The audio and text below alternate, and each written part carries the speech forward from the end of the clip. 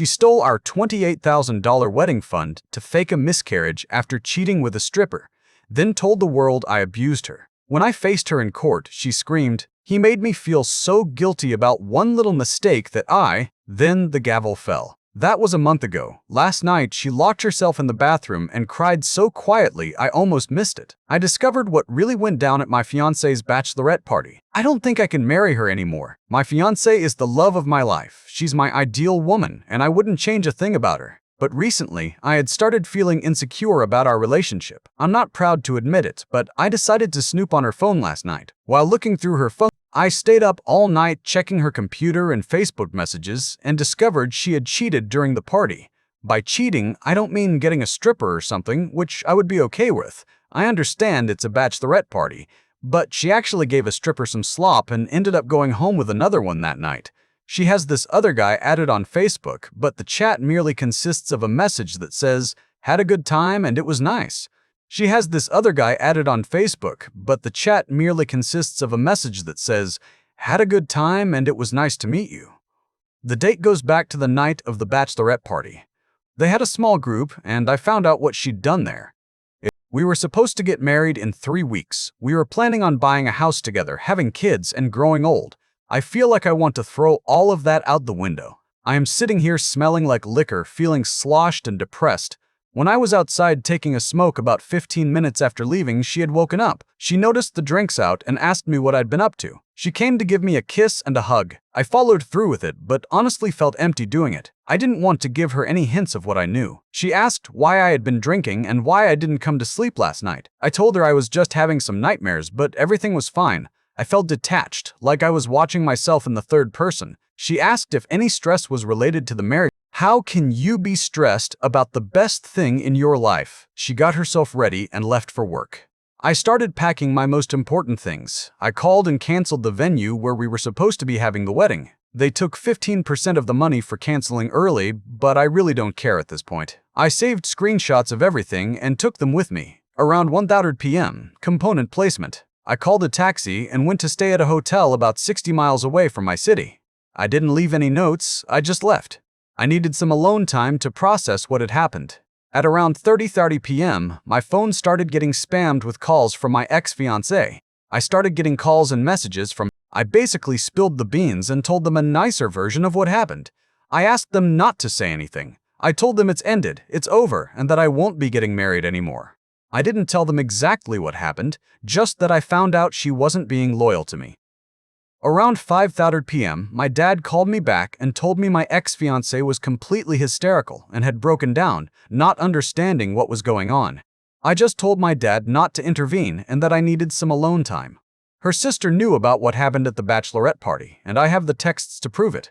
She even laughed about it and told her not to feel guilty because it was a bachelorette party and that women should just go all in on that night. And tons of depression.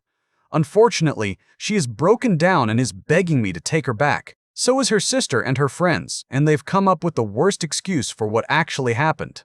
I picked up the phone, and the first thing I heard was a torn voice. I could hear she had been crying all day. She kept begging me to come back, saying there was an explanation for everything and that she loved me. She said I had misunderstood the entire situation. I told her to explain it to me right then and there. She said because I only saw a small part of the conversation, it had all been misunderstood, that I should come back home, and that I had made an irrational decision to leave. During the entire conversation, I was just giving really short, empty answers in a cold. I told her to call me back in 10 minutes and to check Messenger.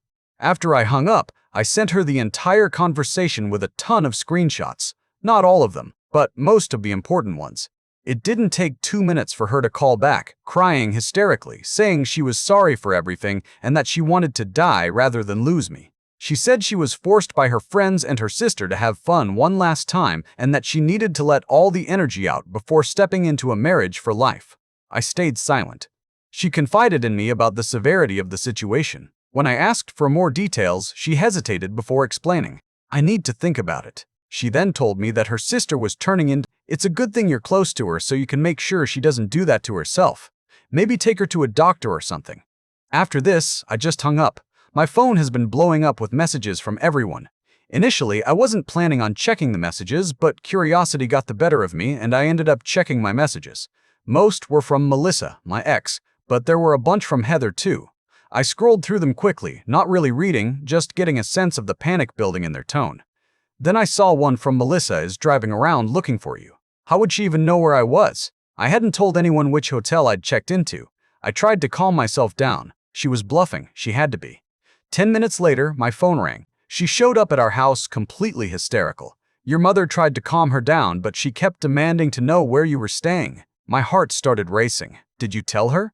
Of course not. We don't even know where you are. But son, she's not in a good state. She was screaming one minute, crying the next. Your mother's worried she might hurt herself driving like that. Dad, she cheated on me, I said flatly. A long pause. I figured it was something like that. I'm sorry, son. After hanging up, I checked my messages again. The newest one from Melissa made my blood run cold. I know you're at the Westfield Hotel. I'm coming there now. How the hell did she know? Then it hit me, our shared credit card account. I'd used it to book the room. I called the front desk immediately. The clerk assured me they wouldn't. My phone buzzed with a new notification. Not a text this time, a Facebook post tag. Melissa had tagged me in a public post. Please help. My fiancé has disappeared after a misunderstanding. He's severely depressed, and I'm worried about his safety. If anyone sees him, please contact me immediately. She'd attached a recent photo of us. My jaw dropped. She was trying to make it look like I was the unstable one, like I might hurt myself. I screenshot the post before she could delete it. Within minutes, my phone exploded with messages from people I barely knew, all asking if I was okay. Our mutual friend Aiden called. Dude, what's going on? Melissa's Facebook post has everyone freaking out. She's lying, Aiden. She cheated at her bachelorette party. I found out, and now she's trying to spin this like I'm having some kind of breakdown. That's messed up. Do you need anything? Before I could answer, I heard a commotion in the hallway, a woman's voice getting louder. Melissa, I know he's here. Room 4112. Please, I need to see him. My heart pounded in my chest. I quickly told Aiden what was happening and hung up. The pounding on my door started seconds later. Open the door. I know you're in there. I stayed completely silent, barely breathing. Please, I'm pregnant. You can't leave me like this. My blood turned to ice. Pregnant? That was impossible. We'd always been careful, and her period had just ended last week. I knew she was lying. I heard a hotel staff member trying to calm her down, telling her she needed to leave or that. A text from Heather. She told everyone you hit her when you found out about the baby. What the hell is wrong with you? I felt sick. I'd never laid a hand on her or any woman ever. This was getting dangerous for me. I quickly took screenshots of everything, the texts, the Facebook post, Heather's message accusing me of violence. I sent them all to my parents and Aiden with a message. I need you to know what's happening. I never touched her. There is no baby. She cheated, and now she's trying to destroy me. Security finally got her to leave, but I could hear her screaming all the way down the hall. I called the front desk again and asked if I could change rooms. They moved me to the other side of the hotel. As I was saying, he's been acting erratically, drinking heavily, and disappeared today. He mentioned feeling overwhelmed at work lately. Could you please check on him?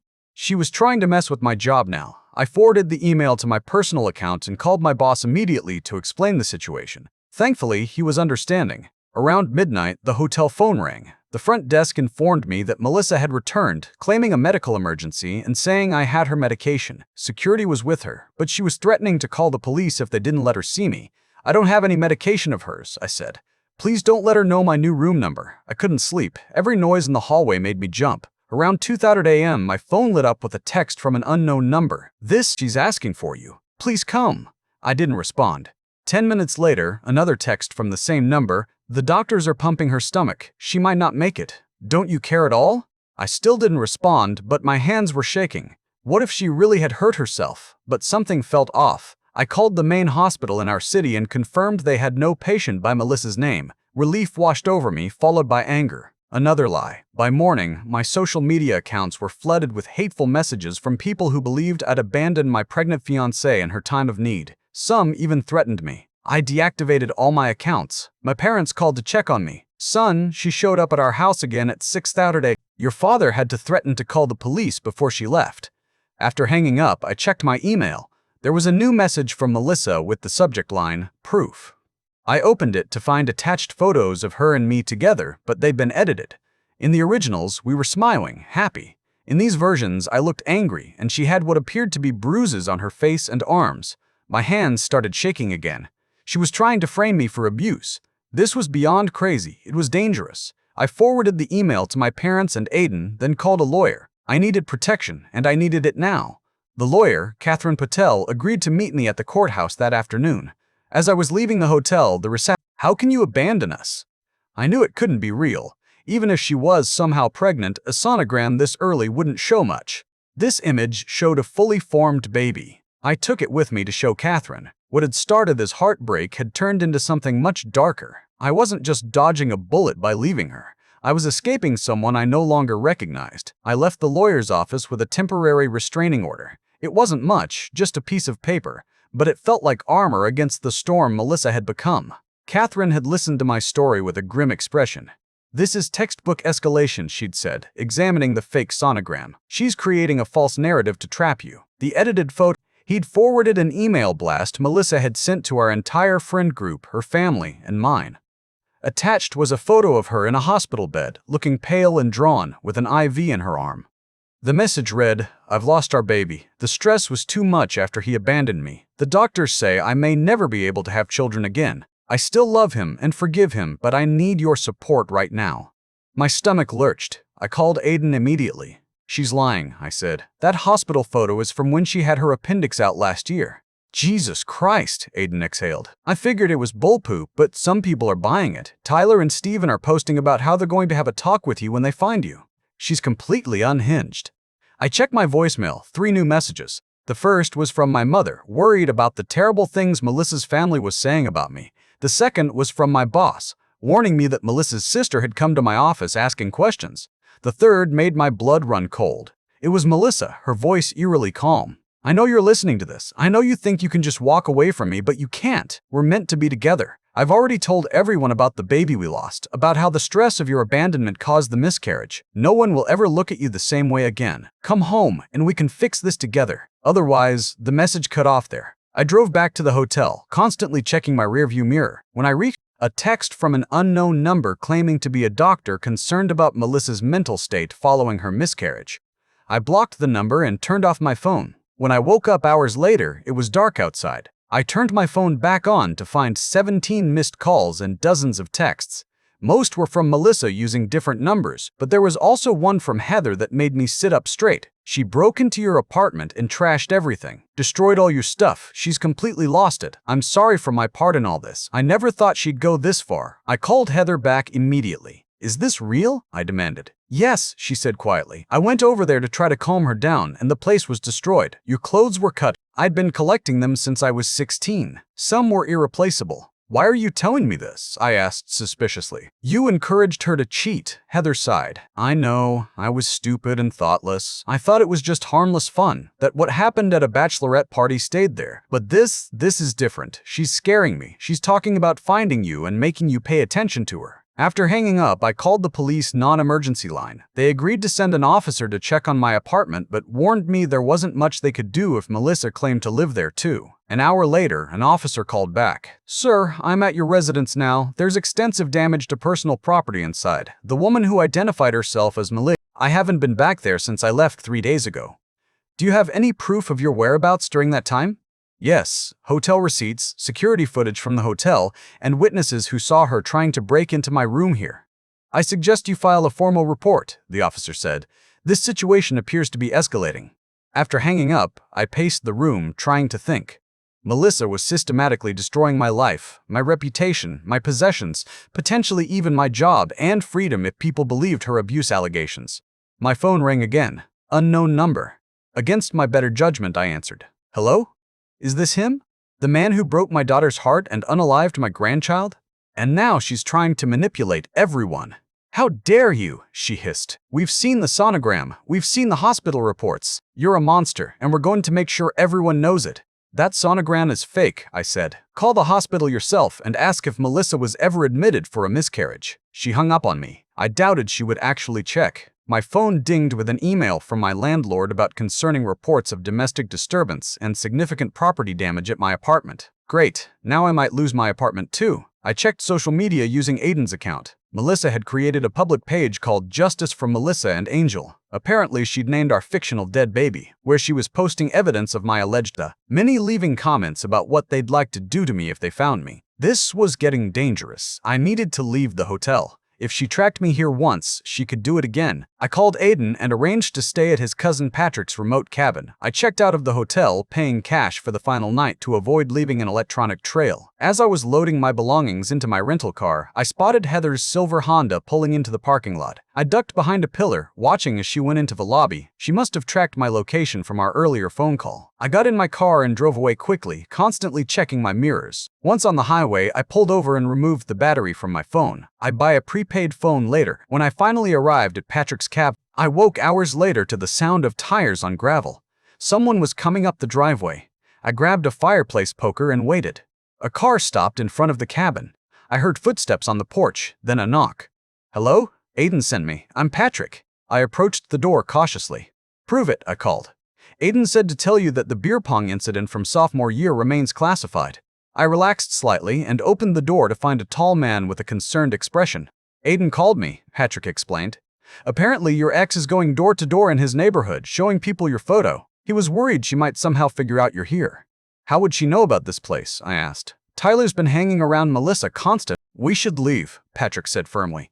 "I have another property about 3 hours from here, a small apartment above my workshop. No one knows about it except my girlfriend Isla." We quickly gathered my things. As we were about to leave, headlights appeared on the road leading to the cabin. We ducked down as the car slowed, passing the cabin, its headlights sweeping across the front. After what felt like an eternity, it continued down the road. We took a circuitous route to Patrick's workshop. He filled me in on what Aiden had told him. Melissa's campaign against me was gaining traction. She'd given tearful interviews to local news stations about her abusive ex-fiancé who had abandoned her after she lost their baby. She'd filed a police report claiming I had She submitted evidence of the restraining order and the hotel security footage showing Melissa trying to break into your room. The next morning, Patrick brought me a prepaid phone. I called Catherine first. "Things are getting worse," she said. "Melissa has filed for an emergency protective order against you, claiming you've been stalking her. She's also claiming you emptied your joint savings account before disappearing."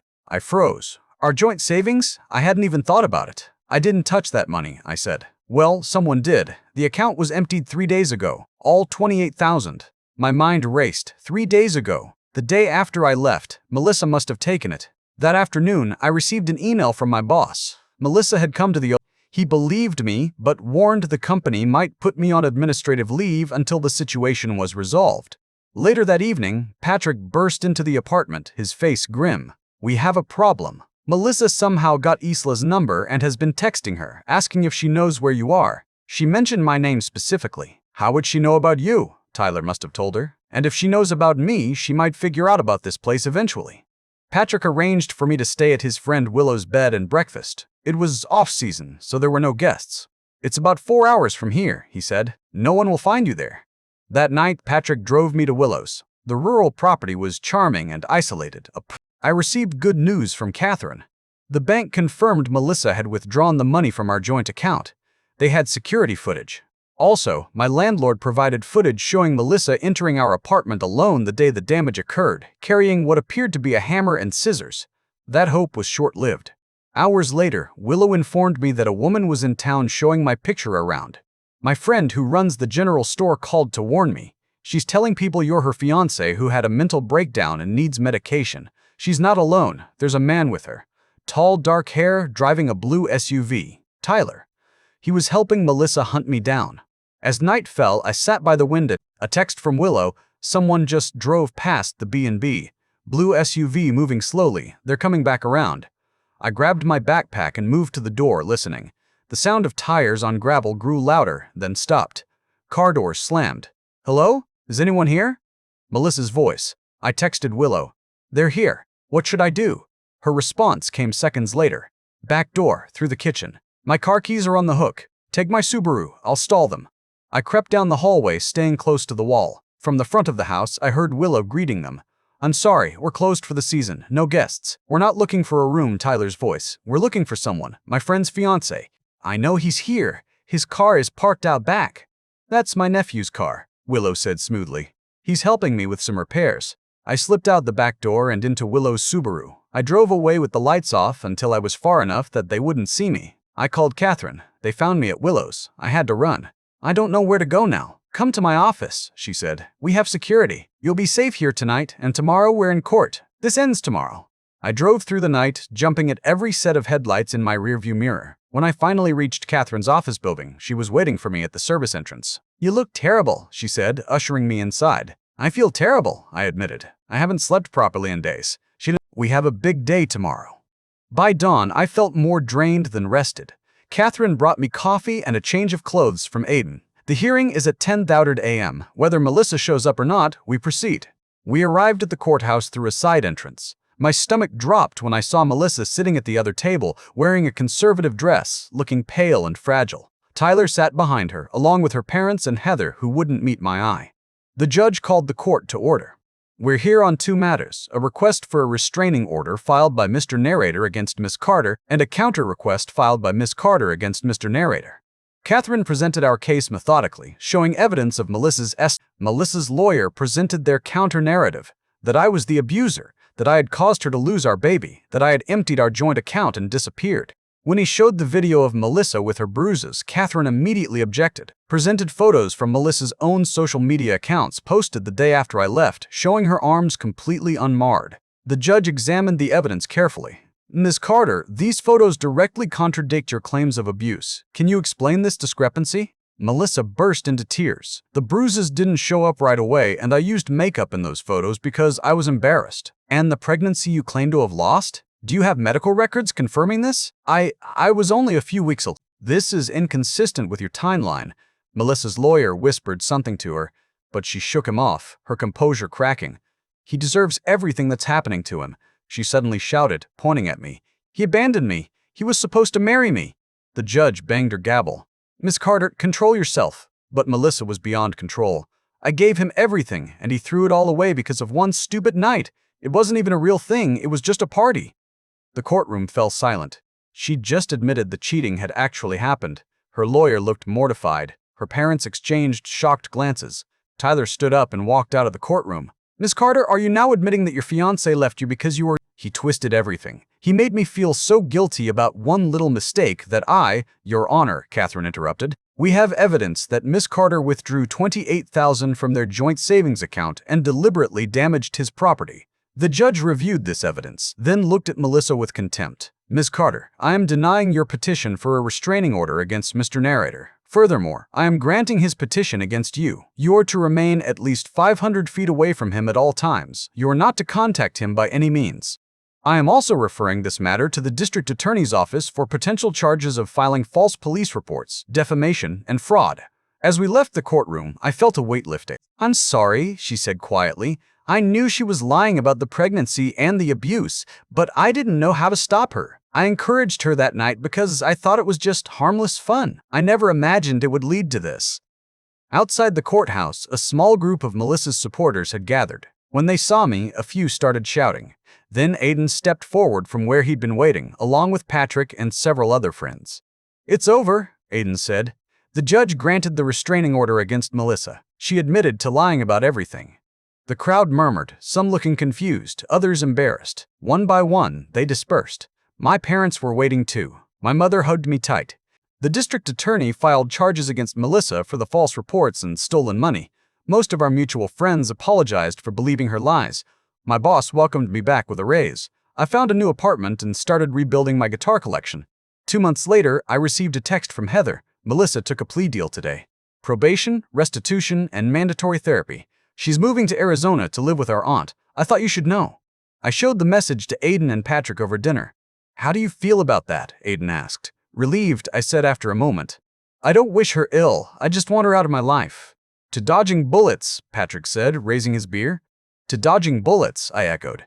Later that night, by gratitude for what I'd escaped, not just the cheating, but the person she'd revealed herself to be afterward. My phone buzzed with a text from Willow. "My friend Patrick says you're a decent guitar player. Our little town has an open mic night every Thursday. Standing invitation if you ever want to come play. No crazy exes allowed, I promise." I smiled, feeling something I hadn't felt in months, possibility. The future stretched out before me, unwritten and full of potential. I'd survived the storm and somehow come out stronger. As I accepted Willow's invitation for next Thursday, I realized that while I hadn't gotten the life I'd planned, I might have gotten something better, a chance to build something new, with my eyes wide open this time. Some people spend. Despite everything, I was grateful. After my violent parents came to my wedding, they sent an email asking my wife for over $200,000. So we gave it to them, but they're still angry. When I was 13 years old, I started selling in school. In just the first week of my candy business, I had almost made $500. I used the money to buy my parents a hotel spa retreat for two. Maybe they'd finally say, "I love you," or "I'm proud of you." Instead, my dad's hand violently met my face and told me to focus on my grades. Meanwhile, my mom just grabbed the gift certificate and looked at me like I was worthless. This is where I started believing that love should be earned, not given. I started placing my worth on the reactions my parents gave. It all started when I was 18, and my parents found me a pretty amazing job. But there was one catch. It was across the country, so I'd have to move out. I told them I'd sleep on it, and they responded with, "This isn't a question, it's a demand. We're not putting up with you anymore." My heart felt so broken it started itching. But in my head, I was so disgusting and annoying that their behavior was my fault, not theirs. I left thinking that one day I would return and make them love me. But the only person I ended up proving wrong was myself, because I'm now 23 and in the last 5 years I got promoted to a managerial position. But more importantly, I also found the love of my life, Charlotte. And she taught me I was someone who'd... So proposing was practically a no-brainer. So fast forward to last October when we were getting married. I didn't think my parents would want to come because they hadn't talked to me since I moved out. Turns out they had one last trick up their sleeve, and that trick was a gift. After hearing my life update from a family member, they called me and said the words I'd been thirsting for my whole life. "We're so proud to call you our son." So, when they asked to attend the wedding, I was practically shouting the word yes. I wish I knew that it was just their way of staying in control. Luckily, the wedding was a success. Me and my parents didn't really get to talk, but knowing they got to see me tie the knot made my heart feel full. I asked Charlotte if she wanted to read it together, thinking it would be an attempt at rebuilding our relationship. But my smile was soon replaced with disappointment because the email was a 4-page PDF attachment. You see, my mom had somehow gathered enough information to create a spreadsheet mapping out earnings from Charlotte's dad's company, and beneath it all, she left a note. Not a congratulations, not a please or thank you, just a sentence expressing how they deserved 15% equity in the company as compensation for raising me. My mouth instantly filled with saliva and the room started spinning. The usual words started replaying in my head. "I'm disgusting, I'm a waste of space, I'm nothing. Was a family man, and he would have given them damn near 25% if they asked." So we took a deep breath and agreed to talk about it after eating breakfast when our minds were clear. That evening, we made a decision. We emailed over a digital contract for them to sign to receive 6% equity. The email was meant to end there, but it didn't. I couldn't help myself. I reminded them how they used to wake me up by yelling at me. So in school, I'd get bullied for having a red and puffy face from crying all the time. How I used to wet the bed every night on purpose because I was too scared to go downstairs and use the bathroom. How I used to pay for my mom's monthly shopping sprees with money I earned from my 12th grade. Blocking them on every potential method of communication was probably the most satisfying moment of my life besides my wedding day. But if I'm being honest, I had a second, perhaps darker, ulterior motive. I wanted them to experience the pain I felt growing up. So when I was met with complete silence, my blood boiled. And just when Charlotte managed to calm me down a few days later, I got a notification that can only be likened to how the ground tremors before an earthquake breaks out. It was my uncle. "This is how you repay your parents after everything?" That's all I read before turning my phone off. And a few hours later, when I went back to WhatsApp to reply, I had over 99 missed calls and messages. Based on my reading of the threats, demanding they sign away their retirement funds to my rich in-laws, or else I'd cut them off. Charlotte read some of the messages over my shoulder and actually laughed. "Are you kidding me? They're the ones who demanded equity." I wasn't laughing. I felt sick. This was their new game, turning my entire extended family against me, making me the villain again.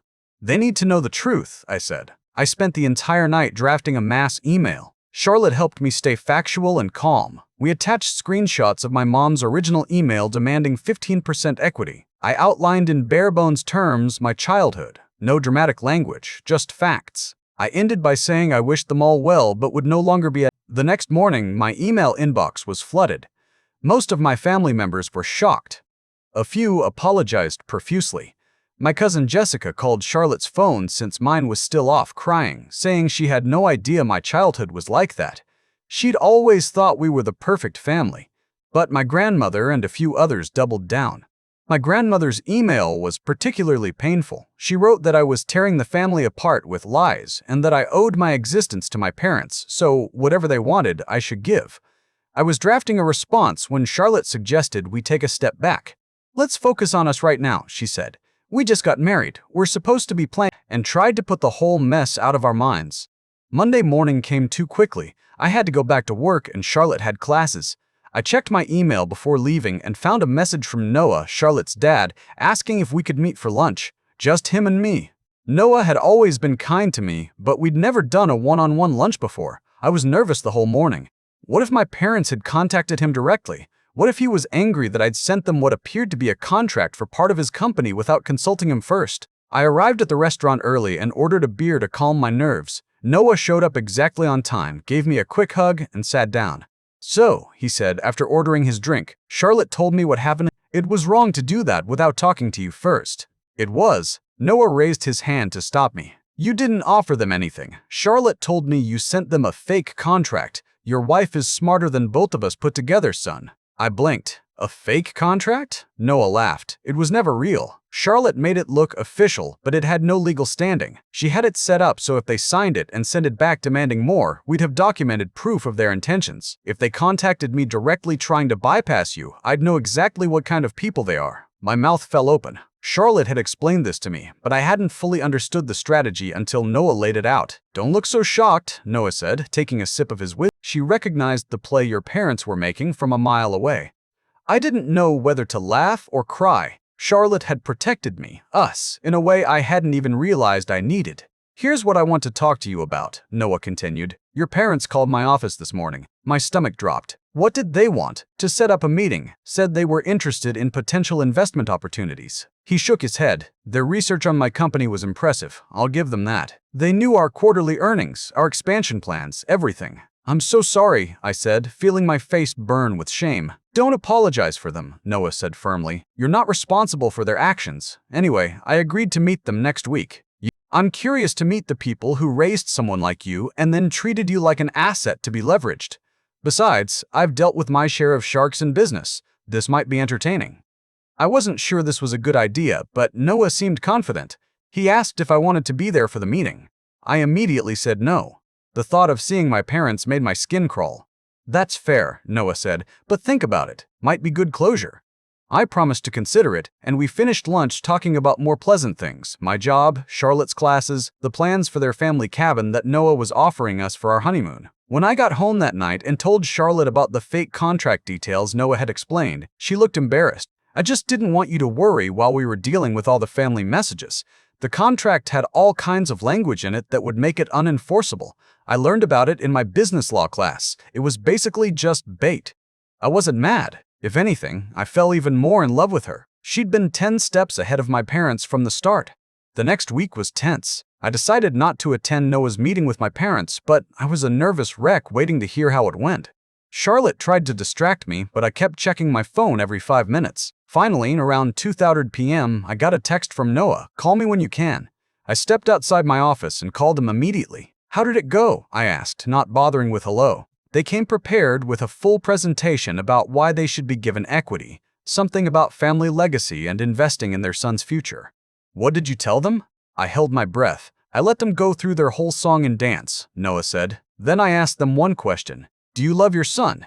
I felt like I'd been punched in the gut. "What did they say?" "Your mother said, 'Of course, that's why we're here.' So I showed them the email they sent you, asked if that's how people who love their son behave." I could picture my mother's face going cold, my father's turning red with anger. "And? Your father said it was taken out of context. Your mother tried to explain that they just wanted what was best for you, that they'd given up so much to raise you and deserved to share in your success. Food, what you studied in college, basic parent stuff. I already knew they wouldn't know any of those things. They'd never cared enough to ask. They couldn't answer," Noah continued, "not a single question. That's when I told them the meeting was over. I said I don't do business with people who see their children as investments rather than human beings." I felt tears well up in my eyes. No one had ever defended me like that before. "There's more," Noah added, his voice turning serious. "They didn't take it well. Your father made some threats." Threats? What kind of threats? I asked, panic rising. Nothing specific, just that you would regret embarrassing them and that actions have consequences. Standard tough guy talk. I had security escort. What did my father mean by consequences? That evening, Charlotte and I were discussing whether we should be concerned about my father's threats when my phone rang. It was a number I didn't recognize. Hello? I answered cautiously. Is this Tyler? A woman's voice asked. Yes. Who's this? This is Kimberly from Western Union Bank. I'm calling about some unusual activity on your accounts. Can you verify the last 4 digits of your social security number? Something fell off. I asked what kind of unusual activity, and she said several large withdrawals had been attempted. I hung up and immediately called my actual bank. They confirmed what I feared. Someone had been trying to access my accounts using, but you should know they also tried to open new credit cards in your name. My parents. It had to be. They knew all my information. They'd opened my first bank account when I was a kid. Charlotte helped me place fraud alerts on my credit reports. We spent hours on the phone with various financial institutions making sure everything was locked down. I was seething with anger. This wasn't just petty revenge. This was identity theft, a crime. We need to report this, Charlotte said after we'd secured our finances. I agreed, but the thought of filing a police report against my own parents made me physically ill. The decision was made for us the next day when I arrived at work and discovered I couldn't log into any of my accounts. My password had been changed. I called me into his office an hour later. He looked uncomfortable. We received some concerning emails from your account last night, he said. Emails to clients with inappropriate content. My blood ran cold. I didn't send any emails last night. Someone hacked my account. Marcus showed me printouts. There were emails to our biggest clients with pornographic images attached, emails to coworkers with racist language, and an email to Marcus himself saying I was quitting to work for our competitor. This wasn't me, I said, my voice shaking. My parents are trying to destroy my life because I wouldn't give them money. I expected skepticism, but Marcus surprised me. I figured it was something like that. The emails didn't sound like, I thought so, Marcus nodded. We've already secured your accounts and explained to clients that we had a security breach.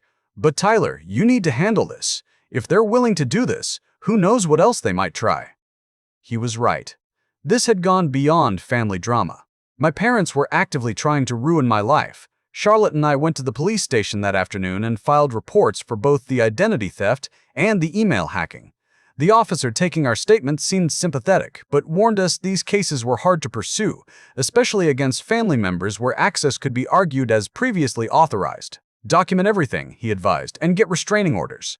We followed his advice. I thought having legal protection would help me sleep better, but I was wrong. That night, I had a nightmare that my parents showed up at our apartment. I woke up in a cold sweat around 3:30 a.m. Charlotte was still asleep, so I went to get some water. That's when I noticed my laptop was open on the kitchen counter. I hadn't left it there. I approached it cautiously and saw my email was open, my personal email this time. A draft was saved, addressed to Noah. It contained vile insults about his daughter, my wife, and threats against his business. I slammed the laptop shut and woke Charlotte immediately. Someone had been in our apartment while we were sleeping. We called the police. They arrived within minutes and did a thorough search. No one was there, but the officers took fingerprints but didn't seem hopeful they'd find anything useful. You can't stay here tonight, one officer said. Is there somewhere you can go? We packed overnight bags and went to a hotel. Neither of us slept. First thing in the morning, we called a locksmith and had all our locks changed. We also ordered a security system with cameras. Charlotte called her dad to warn him that someone might try to impersonate me in emails to him. Noah was concerned but not rattled. He suggested we come stay at his house until things calmed down, but the thought of potentially leading my parents to Charlotte's family made me decline. The last thing I wanted was to put more people at risk. Later that day, I received a text from an unknown number, ready to reconsider our offer. I showed Charlotte. That's what they want. To open a line of communication. We document it for the restraining order violation and give it to the police. She was right. We forwarded the text to the officer handling our case. He said it wasn't enough to arrest them, they'd just deny sending it. But it strengthened our case. The next day, things escalated further. My boss called to tell me someone had showed up at my workplace claiming to be my father. Security had turned him away because he wasn't on the visitor list, but he'd made a scene, shouting that I was stealing from my family. We've added both your parents to the security blacklist, Marcus assured me, and I've let everyone know not to share any information about you. I thanked him, amazed. Charlotte and I were discussing our next steps when her phone rang. It was her mother, sounding frantic. There's a woman here, she whispered. She says she's Tyler's mother. Noah isn't home and she won't leave. My mother had tracked down Charlotte's parents' address. I felt sick. Call the police, I told Charlotte's mom. She's violating a restraining order. Don't engage with her at all. We jumped in the car and raced to Charlotte's parents' house, calling the police ourselves on the way. By the time we arrived, 2 police cars were already there. My mother was being put in handcuffs while she screamed about ungrateful children and family obligations. When she saw me, she tried to lunge in my direction, but the officers held her back. "This is what we get," she shrieked. After watching the woman who gave birth to me being arrested for harassing my in-laws, I felt nothing but sad emptiness. Charlotte squeezed my hand, grounding me. "You don't owe them anything," she whispered. "You never did." The officers asked if we wanted to press charges. I looked at Charlotte, then at her mother, who was shaken but unharmed. I nodded. This had to stop. "Yes," I said, "and I want to make a statement about the other incidents too." My mother was taken away, still yelling about family loyalty. One of the officers stayed behind to take our full statement about everything that had happened since the wedding. "This is a clear pattern of harassment," the officer said when we finished. "And with the breaking and entering at your apartment, but mostly I just felt tired, drained. All I'd ever wanted was for my parents to love me, and instead I was pressing criminal charges against my mother." Charlotte's mom made us tea while we waited for Noah to come home. She didn't ask questions or offer platitudes. She just sat with us, a quiet, supportive presence. What a mother should be. When Noah arrived, he was furious that my mother had come to his house, but he calmed down when he saw how upset Charlotte's mom was. He thanked me for acting quickly and assured me this wasn't my fault. "Family doesn't treat family like this," he said, his hand firm on my shoulder. "You're our family now, Tyler. Don't forget that." His words hit me hard. I excused myself. Charlotte took one look at my face and pulled me into a hug. "We'll get through this," she promised, together. I needed to believe her because my parents weren't done yet, not by a long shot. Later that night, as we were leaving Noah's house, Charlotte checked her phone and gasped. She showed me the screen. It was an email from my father sent to her school email address. It contained personal photos of me from my childhood with a message claiming I had a history of violence and mental instability that I was hiding from her. "He's contacting the school now?" I was incredulous. "Is there anywhere they won't go?" Charlotte was already calling campus security to report the harassment. They took it seriously, especially when she explained her mother-in-law had just been arrested for My father had somehow gotten hold of her classmates' emails and was sending them messages about me too. By the time we reached our apartment, she had dozens of concerned texts from friends asking what was going on. "They're trying to isolate you," I realized. "Make your friends and classmates afraid of me so you'll leave." Charlotte set her jaw determinedly. "Well, it's not going to work." She spent the next hour calling and texting her closest friends, explaining the situation.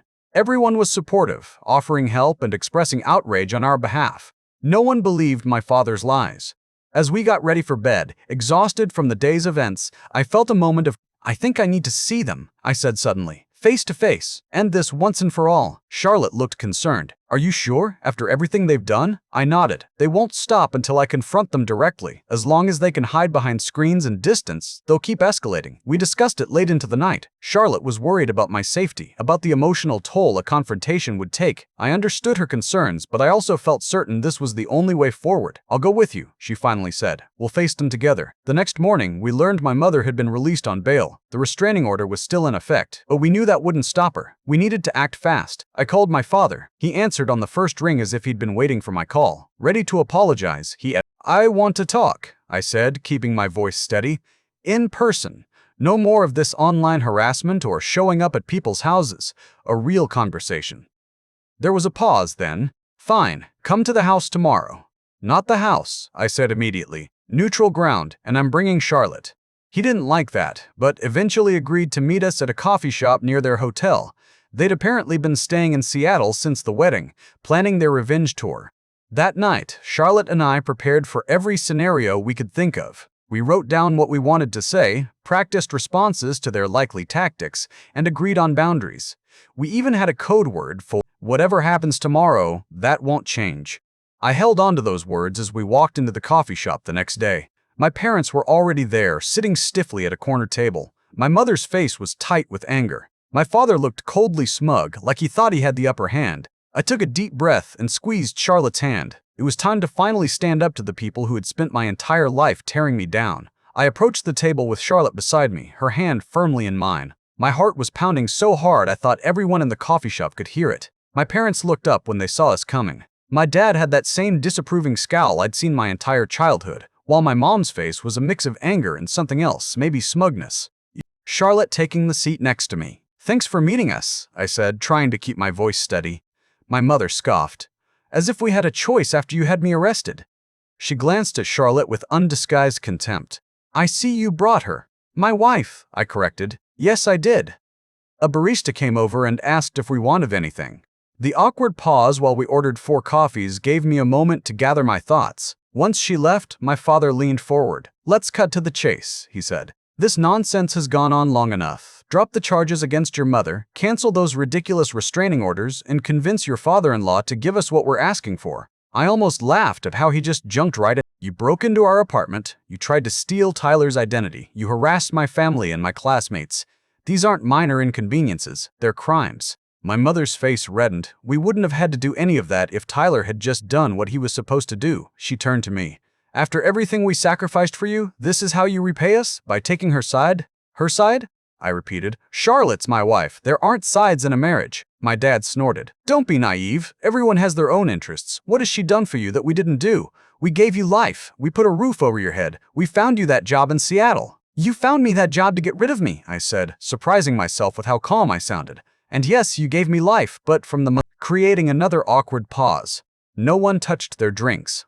"We're not here to rehash your childhood grievances," my father said dismissively. "We're here to resolve this situation like adults." I nodded. "That's exactly what I want too. So here's what's going to happen. You're going to stop harassing us, Charlotte's family, my workplace, and her school. You're going to go back to New Jersey and leave us alone." My mother laughed, a sharp, ugly sound. "Or what?" "Or we continue with the criminal charges," Charlotte said. "We have evidence of everything you've done. The police are already building a case. This isn't going to end well for you." My father's face darkened. "Is that a threat?" "No," I said, "it's reality." Big theatrical sobs that made people at nearby tables look over.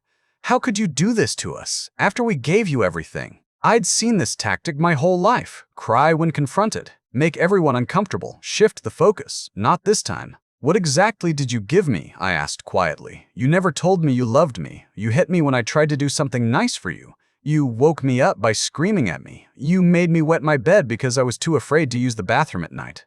My father waved his hand dismissively. "Every parent disciplines their child. Stop exaggerating." "It wasn't discipline," I said. "It was abuse."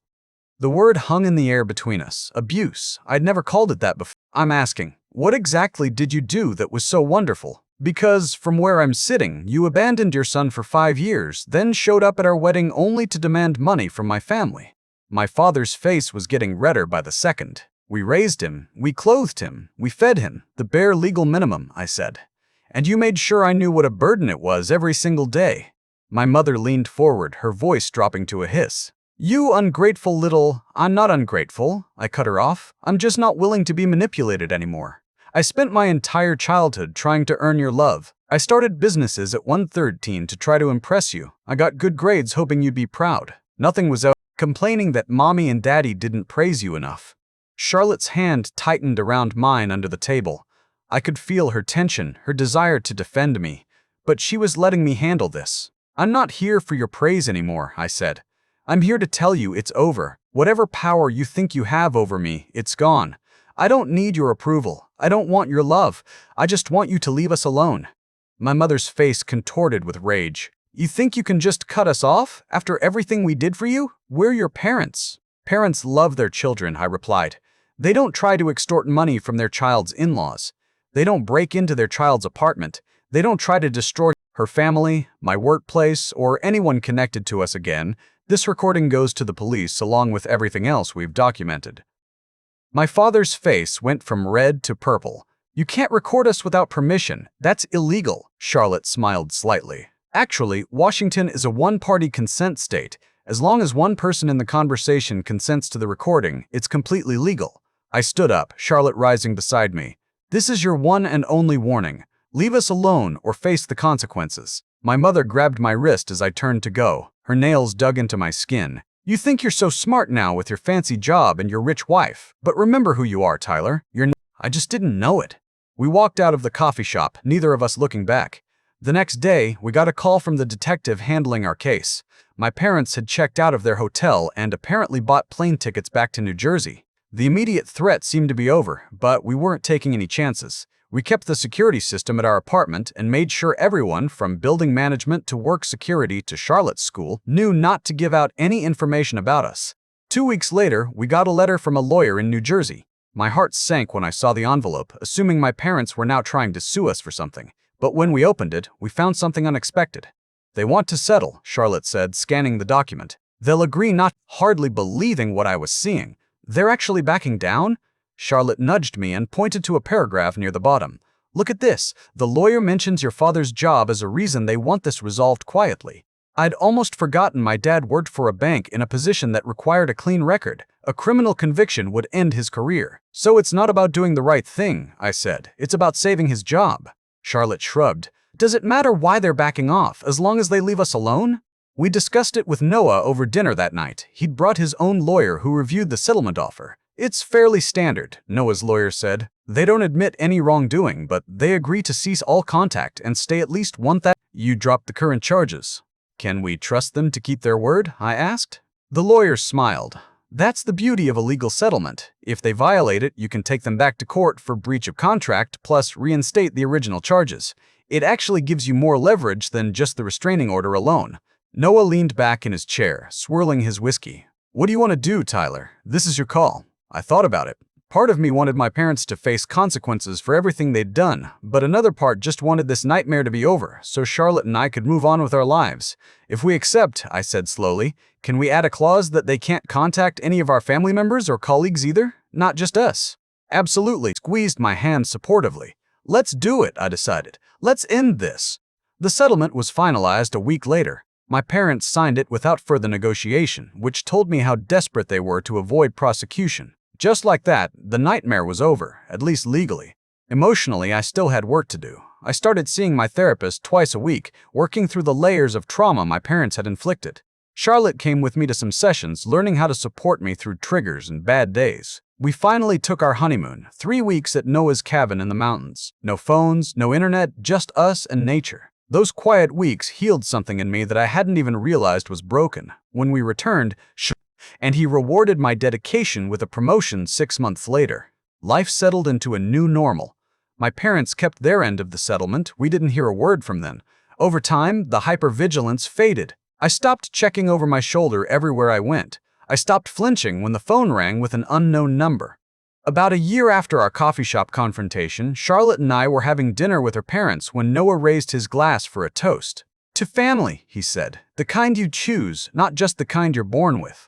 I felt tears prick my eyes as I raised my glass. "To family?" I echoed. Later that night, lying in bed with Charlotte curled against me, I realized something profound. I just couldn't see it through the fog of their abuse. "What are you thinking about?" Charlotte murmured sleepily. I kissed the top of her head. "Just that I'm lucky." "Because you have me?" she teased. "Because I finally know what real family feels like," I said honestly. Charlotte propped herself up on one elbow. "Speaking of family, how would you feel about starting one of our own?" My heart skipped a beat. "Are you saying what I think you're saying?" She nodded, a smile spreading across her face. "I took a test this morning. We're going to have a baby." I pulled her into my arms, overwhelmed with joy and a little bit of fear. "I don't know how to be a good parent," I admitted. "I never had examples." Charlotte laid her hand on my cheek. "You know exactly what not to do." And when I held our daughter for the first time, I made her a promise. "You will never doubt that you're loved," I whispered, "not for a single day of your life." And as I looked at Charlotte smiling tiredly from the hospital bed, at Noah and his wife cooing over their first grandchild in the corner, I knew I was part of a real family now, one built on love and support, not obligation and control. My parents had taught me what family shouldn't be. Charlotte and her parents had shown me what it could be. And now, with my daughter in my arms, I was getting the chance to create what it should be. Sometimes I still get emails from extended family members asking me to reconcile with my parents. I don't bother responding anymore. I don't really feel anything for them. They're just people who were in my life once, a long time ago. The family I have now, the one I've chosen and the one I'm building, is all that matters.